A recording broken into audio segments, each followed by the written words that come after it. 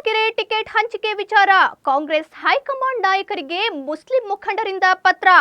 ರಾಹುಲ್ ಗಾಂಧಿ, ಮಲ್ಲಿಕಾರ್ಜುನ್ ಖರ್ಗೆ, ವೇಣುಗೋಪಾಲ್ ಅವರಿಗೆ ಪತ್ರ. ಕಾಂಗ್ರೆಸ್ ರಾಜ್ಯ ಉಸ್ತುವಾರಿ Randeep Singh Surjewala, CM Siddaramaiah, DCM DKShi, AICC ಅಲ್ಪಸಂಖ್ಯಾತ ಘಟಕದ ಅಧ್ಯಕ್ಷ ಇಮ್ರಾನ್ಗೆ ಪತ್ರ. ರಾಜ್ಯದ ಮುಸ್ಲಿಂ ಸಂಘಟನೆಗಳು, ಸಂಸ್ಥೆಗಳು, ಪ್ರತಿನಿಧಿಗಳಿಂದ ಪತ್ರ. ಚುನಾವಣೆ ಆದ ನಂತರ ಕಾಂಗ್ರೆಸ್ ನಡೆದುಕೊಂಡ ರೀತಿ ಸಮುದಾಯಕ್ಕೆ ಆಘಾತವಾಗಿದೆ. ನಾವು ಬೆಂಬಲಿಸಿದ ಪಕ್ಷದೊಂದಿಗೆ ಈಗ ನಮ್ಮ ಜೊತೆ ಕೆಟ್ಟದಾಗಿ ನಡೆದುಕೊಳ್ತಿದ್ಯಾ ಎಂಬ ಪ್ರಶ್ನೆ ಕಾಡ್ತಿದೆ. ಕಾಂಗ್ರೆಸ್ ಪಕ್ಷಕ್ಕೆ ಬೆಂಬಲ ನೀಡಿದ್ದೇ ನಮಗೆ ಅಪರಾಧ ಆಗಿ ಹೋಯ್ತಾ? ಈ ಒಂದು ಆತಂಕ ಎಲ್ಲ ಸಮುದಾಯಕ್ಕೆ ಕಾಡ್ತಿದೆ. ಹೀಗೆ ಮುಂದುವರೆದ್ರೆ ನಮ್ಮ ಆಯ್ಕೆ ಮುಕ್ತವಾಗಿಡಬೇಕಾಗ್ತದೆ.